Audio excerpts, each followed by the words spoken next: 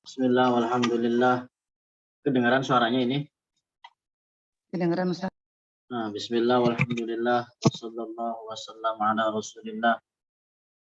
Wa ala alihi wa sahbihi wa man tabi'a hudah. Allahumma la sahla illa ma ja'altahu sahla. Wa anta taj'alul hazna idha syi'ta sahla. Allahumma 'allimna ma yanfa'una wanfa'na bima 'allamtana. وزدنا علما ونعوذ بك من حال أهل النار اللهم علمنا ما ينفعنا وانفعنا بما علمتنا وزدنا علما ونعوذ بك من حال أهل النار لله تعالى. Alhamdulillah, di siang hari yang berkah ini Allah Subhanahu wa taala masih memberikan kita berbagai macam kenikmatan yang tentunya patut kita syukuri, dengan tidak menjadikan kenikmatan yang Allah berikan kepada kita di dalam bermaksiat kepadanya. Karena hakikat dari syukur yang wajib atas setiap individu mukallaf adalah dengan tidak menjadikan kenikmatan yang Allah berikan kepada kita di dalam bermaksiat kepadanya. Kemudian salawat dan salam semoga tetap tercurah limpahkan kepada baginda Rasulullah Shallallahu Alaihi Wasallam. Jadi insya Allah di siang hari yang berbahagia ini kita kembali akan melanjutkan mutiara nasihat dari guru kita Maulana Syekh Abdullah Al-Harari, yang insya Allah dengan senantiasa kita mengingat, dengan senantiasa kita membaca, mendengar nasihat dari beliau, itu menjadi penyebab kita untuk senantiasa upgrade kualitas diri menjadi lebih baik. Karena orang yang cerdas, orang yang berakal, orang yang senantiasa menuntut kebahagiaan di akhirat adalah dia yang menjadikan hari ini lebih baik daripada hari yang kemarin. Di antara bertambahnya kebaikan adalah ia senantiasa tidak pernah merasa bosan, tidak pernah merasa cukup dari mendengar ilmu agama. Saling menasehati di dalam atau sesama saudara kita, sama muslim, adalah merupakan sesuatu yang ditekankan, terutama di dalam menasehati terhadap sesuatu yang bertujuan untuk meraih ridha Allah. Saling menasehati di dalam menjauhi setiap apa yang menjadikan murka Allah. Orang yang senantiasa menjalankan nasihat ini, memberikan nasihat terhadap saudaranya semuslim di dalam meraih keridhaan, maka dia adalah orang yang bahagia, orang yang beruntung, orang yang menang, pemenang dia. Adapun orang yang tidak beramal dengan nasihat seperti ini, maka dia termasuk orang-orang yang merugi. Kemudian ketika kita mendengar butiran-butiran nasihat dari guru kita, hendaknya kita berpegang teguh dengan senantiasa mengikuti siapa yang telah menasihati kita. Karena tadi ilmu agama, karena agama Islam ini memerintahkan kita untuk senantiasa saling menasihati. Artinya adalah dengan senantiasa menunjukkan kepada saudaranya itu suatu kebenaran. Di dalam sebuah hadis Rasulullah Shallallahu Alaihi Wasallam bersabda, "Ad-dinun nasihah." Kemudian para sahabat bertanya, "Liman?" "Lillahi wa li rasulihi wa li kitabihi wa li a'immatil muslimina wa 'ammatihim." Bahwa agama ini memerintahkan kita untuk saling menasihati. Apa makna nasihat lillah? Adalah dengan beriman pada Allah dan juga sifat-sifatnya dan yang suatu yang layak bagi keagungannya. Adapun nasihat bagi Rasulullah dan Rasul adalah dengan cara mengikuti nasihat atau dengan mengikuti jejak setiap langkah yang digariskan oleh Rasulullah. Adapun nasihat bagi Al-Quran adalah dengan mengagungkan Al-Quran itu sendiri dan meyakini bahwa segala sesuatu apa yang ada di dalamnya adalah suatu kebenaran. Adapun nasihat bagi ammatil muslimin adalah artinya dengan memberikan nasihat terhadap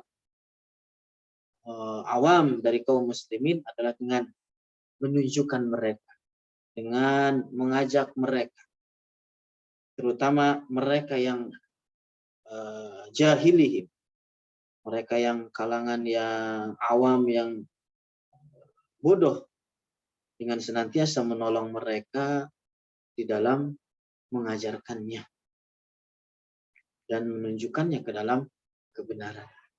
Ini yang dimaksud dengan nasihat yang disabdakan oleh Rasulullah Shallallahu Alaihi Wasallam. Mana atau bukan sekedar nasihat itu bukan hanya sekedar pembicaraan seseorang terhadap orang lain di dalam suatu kebaikan saja, kan lebih umum dari itu.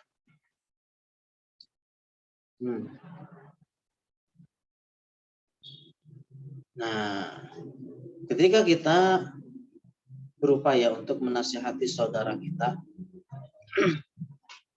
maka hendaknya menasihati dengan cara yang elegan. Misalnya ketika kita melihat teman kita, sahabat kita terjerumus ke dalam suatu perbuatan maksiat, terjerumus ke dalam suatu kesalahan, kita cari jalan bagaimana saudara kita tersebut dapat menerima nasihat yang akan kita sampaikan. Cobalah berusaha atau cobalah nasihati dia dengan dengan empat mata. Nah, jangan sampai syaitan menipu kita sehingga akhirnya kita malah terjerumus ke dalam ghibah, mengomongkan dia. Jangan sampai terjatuh ke dalam hal seperti ini. Ketika misalnya kita lihat teman kita terjatuh ke dalam suatu maksiat, dipanggil, dinasihati empat mata. Jangan sampai kita malah terjatuh ke dalam perbuatan maksiat dengan mengomongkan apa yang kejelekan atau suatu perbuatan maksiat yang telah dikerjakan oleh saudara kita. Nah,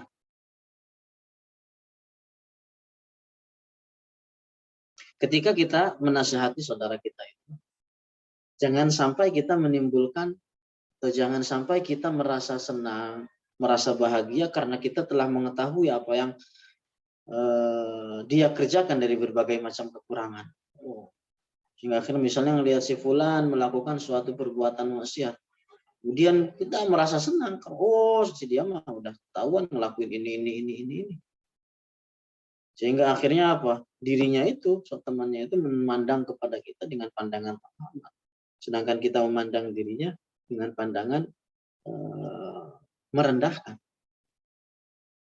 Nah, kan tetapi ketika menasihati, hendaknya nasihatilah teman kita dengan jalan agar dirinya itu terbebas dari perbuatan dosa tersebut.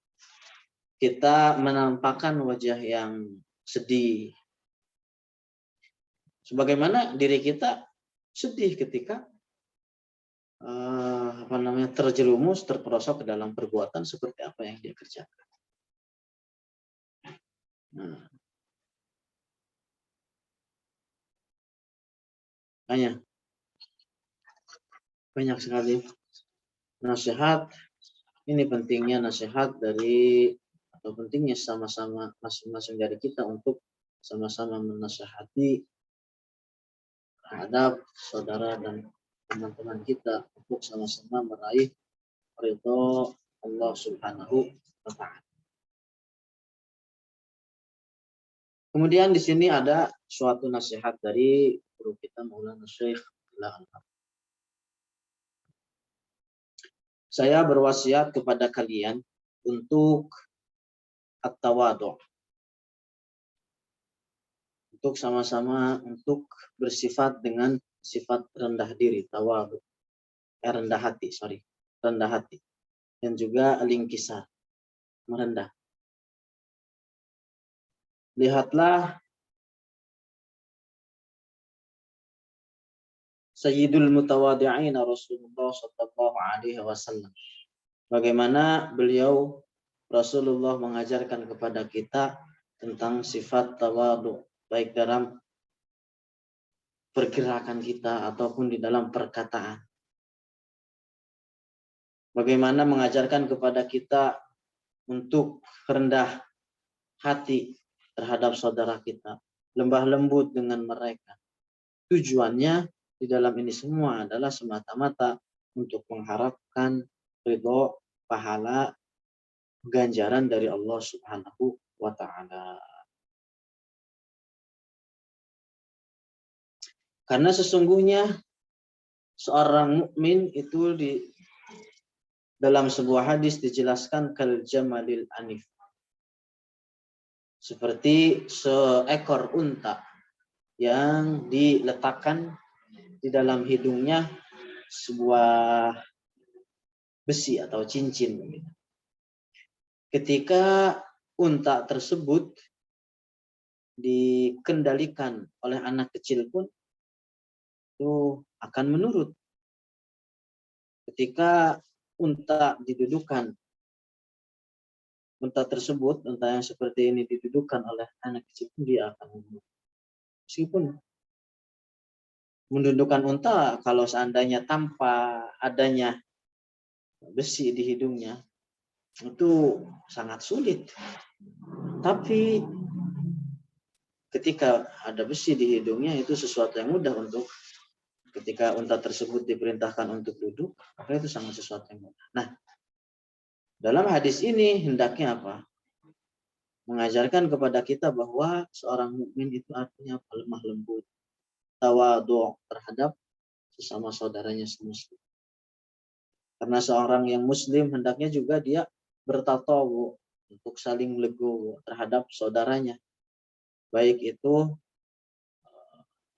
seorang saudaranya atau temannya yang masih kecil atau umurnya di bawah dia ataupun seorang yang lebih tua dari dirinya. Tujuannya tadi adalah untuk sama-sama mengharapkan ridho dari Allah. Dan di antara bentuk tawadhu adalah antakhlima ikhwanaka fillah. Menolong, berkhidmat terhadap saudara semuslim karena mengharapkan ridho Allah. Kita menolong mereka karena mengharapkan ridho Allah. Seorang istri misalnya menolong atau berkhidmat terhadap suaminya Begitu juga seorang suami, dia berkhidmat terhadap keluarganya. Orang yang jadi bos misalnya di suatu perusahaan, berkhidmat terhadap apa yang jadi pegawai bawahannya. Seorang tetangga hendaknya dia berkhidmat terhadap tetangganya. Anak-anak mestinya dia berkhidmat terhadap keluarganya dan seterusnya.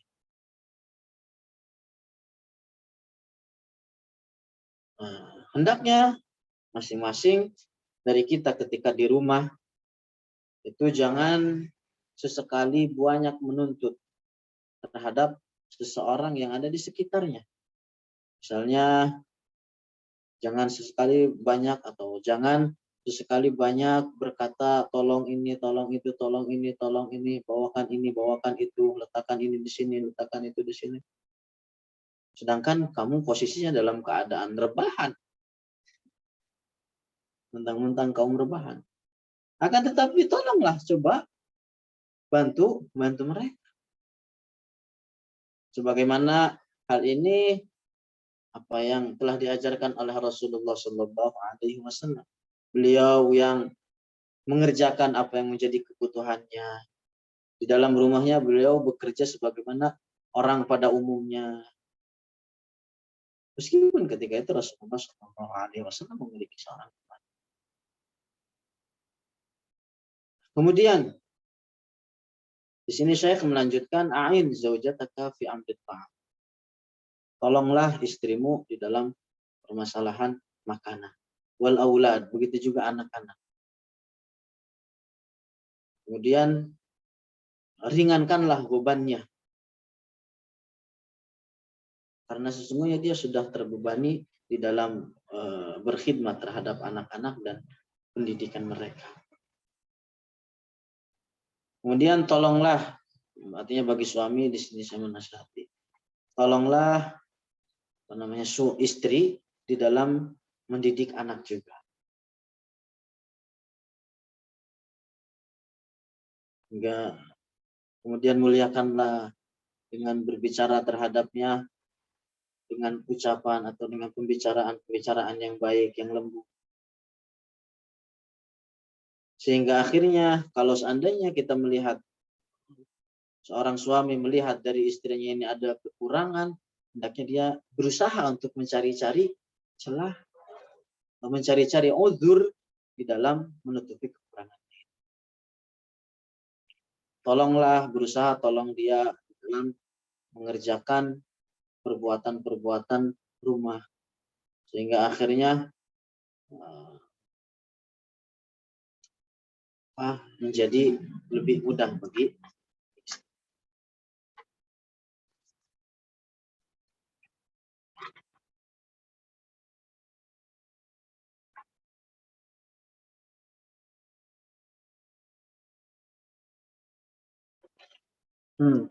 nasihat Maulana Syekh terhadap atau tentang birrul walidain.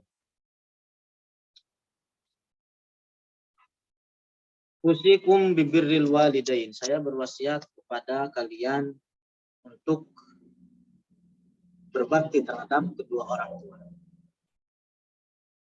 Oleh karena Allah Subhanahu wa taala telah memerintahkan kepada kita untuk berbuat baik kepada keduanya. Berbuat baik yang dimaksud adalah dengan jalan atau dengan cara berbakti dan memuliakan keduanya. Hendaknya masing-masing dari kita bisa menjaga bakti kita kepada kedua orang tua, berbuat baik kepada keduanya, dibarengin dengan lemah lembut. Jangan sesekali jutek ketika menjawab pertanyaan dari keduanya. Tidak memandang keduanya seolah-olah memandang terhadap musuhnya. Tidak mengangkat suara di hadapan keduanya. Akan tetapi hendaknya masing-masing dari kita ketika berada di hadapan keduanya, ketika berada di hadapan kedua orang tua, hendaknya menjadi seperti seorang budak yang berada di hadapan tuannya. Artinya apa? Dia merendah tawadu terhadap keduanya. Bahkan ketika keduanya telah beranjak usia, sehingga tidak ada lagi yang mengurusinya selain dirinya, selain kita, maka tidak boleh masing-masing dari kita berkata atau berkata dalam bahasa Arab itu artinya itu ya kalimat tadajur, kalimat yang menunjukkan jengkel.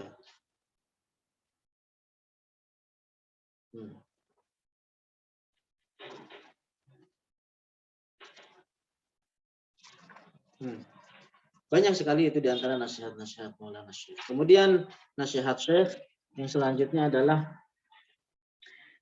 nasihat di dalam memotivasi kita untuk senantiasa kontinuitas meninggalkan perkara-perkara yang diharam. Saya berwasiat kepada kalian, kata Syekh, dengan senantiasa meninggalkan apa yang Allah haramkan. Allah Subhanahu wa taala telah menciptakan para hewan atau hewan-hewan dan tidak membebankan kepada mereka atau kepada hewan sesuatu apapun. Tidak membebankan kepada hewan, kepada binatang untuk meninggalkan sesuatu apapun. Akan tetapi Allah menciptakan binatang itu agar bisa dimanfaatkan oleh manusia. Karena binatang kelak di akhirat tidak ada hisab bagi mereka. Betapa banyak orang yang terjatuh ke dalam fitnah karena sebab harta, karena sebab perempuan, karena sebab istri, karena sebab anak-anak, sehingga akhirnya hal-hal yang tadi disebutkan itu menyibukkan dirinya di dalam menjalankan apa yang Allah wajibkan kepada dirinya. Bahkan betapa banyak orang yang karena sebab harta, karena sebab istri, karena sebab anak, mereka terjatuh ke dalam perbuatan yang diharamkan. Seperti pedagang-pedagang yang curang di dalam berdagangnya. Istri-istri atau suami istri atau keluarga orang tua yang memakan dari harta riba atau mencuri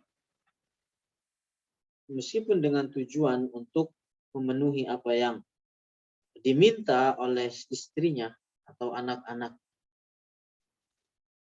Betapa banyak orang yang atau perempuan-perempuan yang meninggalkan sholat karena sebab dengan alasan mengasuh atau mengasuh anaknya. Betapa banyak orang-orang yang meninggalkan sholat di waktunya karena sebab kerjaan. Karena sebab kerjaan di dalam mengumpulkan harta. Maka orang-orang yang seperti demikian, kata Syekh, harta yang mereka kumpulkan itu pun akan menjadi musuh mereka. Oleh karena mereka mengerahkan waktu mereka di dalam meraih harta tersebut dari menyibukkan atau bahkan dengan jalan meninggalkan ketaatan apa yang Allah wajibkan kepada diri. Maka kelak di akhirat itu akan menjadi bencana, bahkan kerugian atas dirinya. Makanya di antara kebiasaan para istri dari ulama salaf terdahulu, mereka yang hidup di 300 tahun Hijriah pertama. Ketika suaminya hendak keluar dari rumah, berangkat bekerja, istrinya itu senantiasa mengingatkan bahwa memperingatkan kepada suaminya untuk jangan sesekali mencari harta dari jalan yang diharamkan oleh Allah. Karena apa? Karena sesungguhnya kita itu bisa lebih bersabar dari rasa lapar. Akan tetapi kita tidak akan pernah bisa bersabar dari mendapat siksaan Allah Subhanahu wa ta'ala. Di antara kebiasaan yang sering mereka apa namanya dari kebiasaan istri-istri para ulama salaf. Ada di sini yang begitu, insya Allah ada. Kemudian lanjut kepada nasihatnya Syekh. Betapa banyak orang yang terkena fitnah disebabkan karena harta. Mereka mati sebelum menggunakan harta tersebut. Orang yang sibuk mencari harta, sibuk mengumpulkan harta sehingga akhirnya apa? Meninggalkan kewajiban-kewajiban. Kebanyakan dari mereka adalah mereka mati terlebih dahulu sebelum mempergunakan harta yang dikumpulkan. Sehingga akhirnya apa? Mereka meninggalkan harta itu. Dan harta tersebut ditinggalkan lalu didapat oleh mereka orang-orang yang dia tidak sukai kadang. Bahkan bisa saja harta yang dia kumpulkan itu terjatuh ketika sudah dia mati, didapat atau terjatuh ke dalam seseorang yang dulu ketika hidupnya dia tidak suka atau benci terhadap dirinya. Maka tidak ada sesuatu apapun secara mutlak yang berhak didahulukan di dalam bermaksiat kepada Allah karena sebab perbuatan. Ini enggak ada sesuatu yang didahulukan dalam bermaksiat.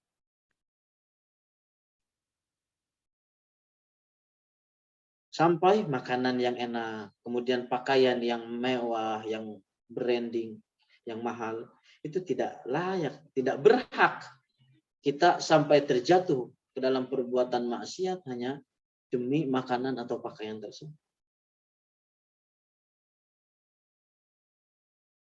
Pakaian yang mewah itu adalah sesuatu yang istilahnya diinginkan sebelum koyaknya.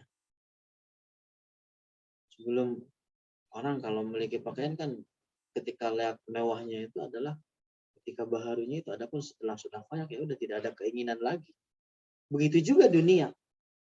Begitu juga dunia dengan segala sesuatu yang apa ada ya, dengan segala sesuatu yang ada di dalamnya, dari bangunan-bangunan yang mewah, mobil-mobil yang mewah, kemudian logam-logam mulia, intan-intan mutiara dan seterusnya. Bahkan istana yang megah sekalipun itu semua ujung-ujungnya akan berakhir dengan kerusakan, dengan kepunahan. Maka jangan sesekali kita disibukkan dengan sesuatu yang berakhir dengan suatu kepunahan.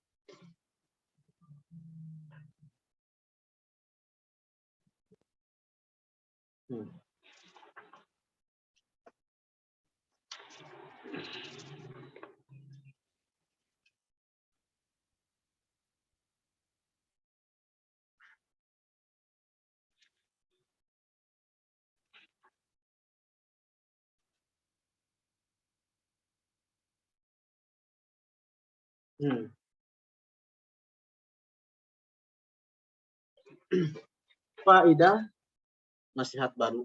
Faedah di dalam berpegang atau namanya di dalam memegang janji.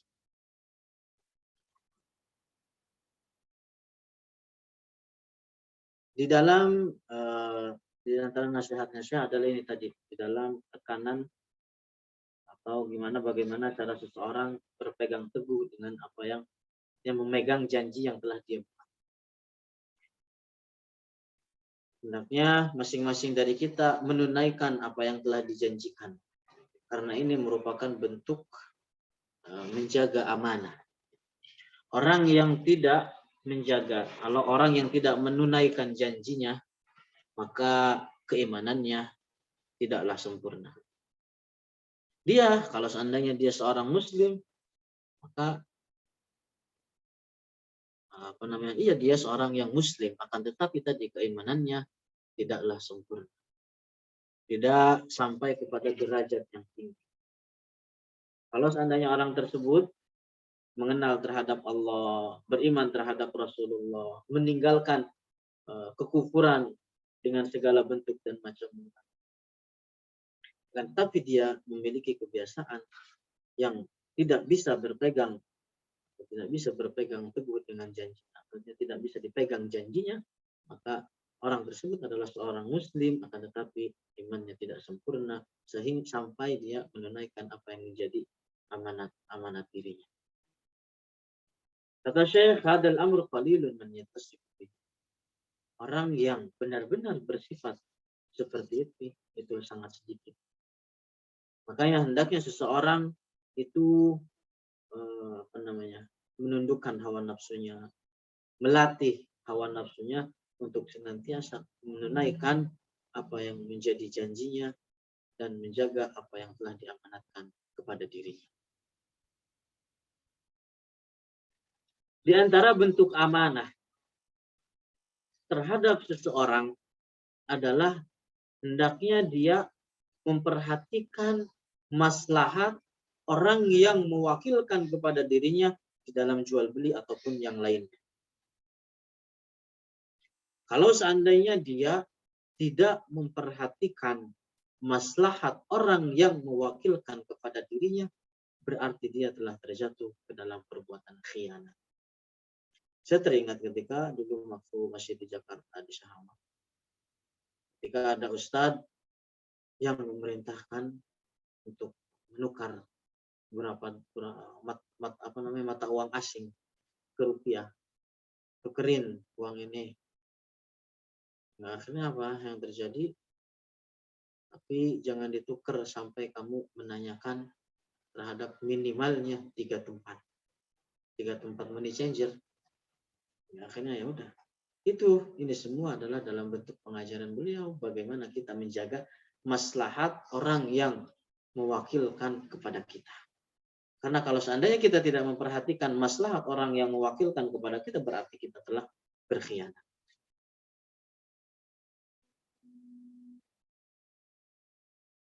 Misalnya lagi, sesuatu yang dijual dengan harga yang mahal. Kalau seandainya orang yang diwakilkan kepada dirinya itu, misalnya ada penjual mewakilkan kepada seseorang untuk menjual barangnya.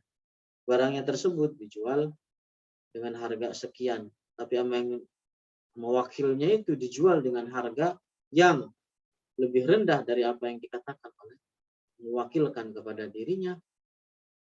Kalau seandainya dia menjualnya dengan harga yang di bawahnya itu tanpa ridho, tanpa izin dari yang mewakilkan kepada dirinya, berarti itu berkhianat. Makanya hendaknya masing-masing dari kita untuk memperhatikan maslahat orang yang mewakilkan kepada kita,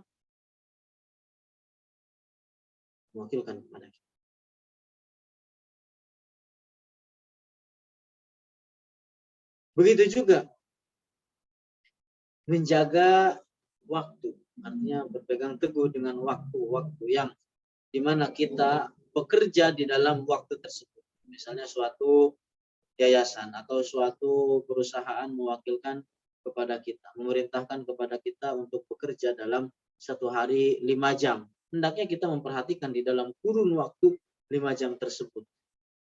Hendaknya tidak meninggal atau tidak pulang, tidak keluar dari waktu tersebut kecuali memang kalau ada uzur. Begitu juga orang yang diwakilkan mengurus anak yatim, hendaknya dia memperhatikan apa yang maslahat bagi anak yatim tersebut. Karena ketika orang teledor di dalam hal ini, dia telah membahayakan diri.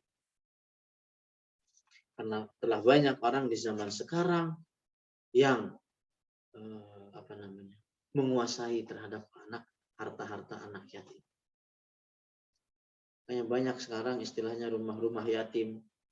Anaknya udah 20 tahun, mentang-mentang bapaknya mati, udah meninggal, dibilangnya masih yatim. Banyak yang begitu. Kota-kota besar, anaknya udah balik, tapi muasih aja dikatakan yatim. Untung aja kagak 50 tahun, 60 tahun, bapaknya udah mati, nggak dibilang yatim. Ya begitu.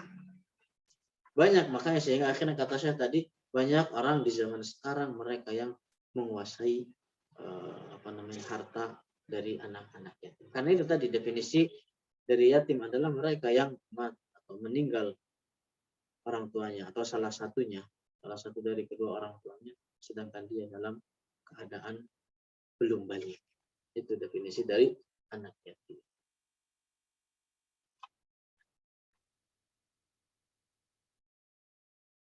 Nah, faedah nasihat dari Syekh tentang bagaimana pentingnya amar ma'ruf dan nahi mungkar.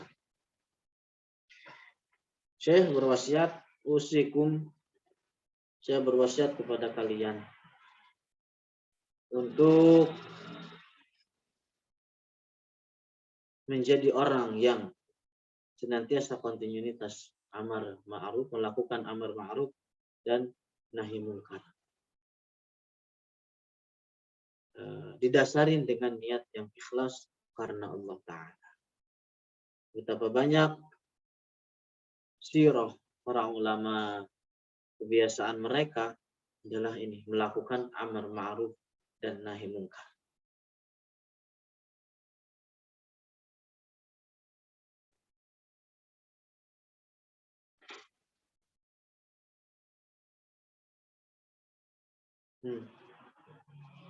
Mereka tidak peduli dengan mereka yang memiliki jabatan. Amar ma'ruf nahi mungkar tidak peduli dengan yang memiliki jabatan. Karena mereka benar-benar bertawakal kepada Allah, baik-baiknya tawakal sehingga Allah menjaga mereka. Ketika mereka mengikhlaskan niat, sehingga akhirnya perkataan atau ucapan yang keluar dari mulutnya, dari mulut alim tersebut, bisa melemahkan hati yang tadinya keras menjadi lembut. Bisa melembutkan hati yang tadinya keras. Menghilangkan atau bahkan menghilangkan kerasnya hati orang tersebut. Maka amar ma'ruf dan nahi mungkar adalah sesuatu yang penting di dalam agama kita. Bahkan ini diantara tujuan utama diutusnya para nabi dan rasul seluruhnya untuk mengamar ma'ruf dan nahi mungkar. Kemudian perkara yang paling dahulu untuk diingkari, yang karena perkara tersebut adalah sesuatu yang paling buruk, paling jelek dalam kekufuran, kufur dengan segala bentuk, dengan segala macamnya yang tiga, keyakinan, perbuatan, dan perkataan. Kenapa? Oleh karena sangat menyedihkan di zaman sekarang ini, zaman di mana telah tersebarnya kekufuran di kalangan manusia. Dan sangat sedikitnya orang yang memperingati dari kekufuran tersebut. Betapa banyak tersebar di negara-negara kalimat yang kufur, yang sharih. Maka orang yang tahu akan hal itu tidak boleh diam dari melarang orang-orang mengucapkan perkataan tersebut. Bahkan melarang orang atau nahi anil mungkar di dalam permasalahan kufur ini lebih diutamakan, lebih dikedepankan di dalam nahi mungkar yang lain. Nahi mungkar terhadap suatu kekufuran itu lebih dikedepankan daripada nahi mungkar di dalam zina misalnya. Betapa banyak khotib Jum'ah di zaman sekarang, mereka yang melarang orang-orang untuk pergi ke bioskop, melarang orang-orang pergi nonton di bioskop dan sinema dan seterusnya. Tetapi kata Syekh, kita tidak pernah mendengar dari mereka khutbah Jumat, yang khatib Jumat yang melarang orang-orang untuk mengucapkan kalimat-kalimat kufur, kecuali sangat sedikit, sangat jarang didapati. Wala haula wala quwwata illa billah.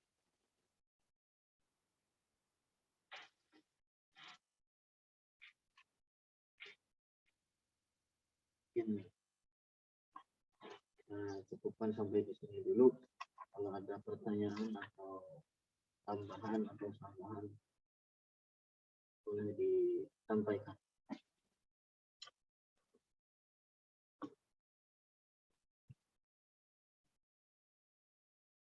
Kalau tidak, saya cukupkan sampai di sini. Allahumma ya dzal jalali wal ikram, Allahumma shalli wa sallim wa barik ala sayyidina Muhammadin wa ala ali sayyidina Muhammad. Allahumma inna nas'aluka ilman nafi'a wa amalan mutaqabbala wa rizqan wasi'an halalan tayyiban mubarakah wa dzurriyyatan thayyibah asluha sabiqun wa far'uha bis-sama. Allahumma inna na'udzubika min ilmin la yanfa' wa min qalbin la yakhsha wa min nafsin la tashba' wa min du'ain la yustajabu lah.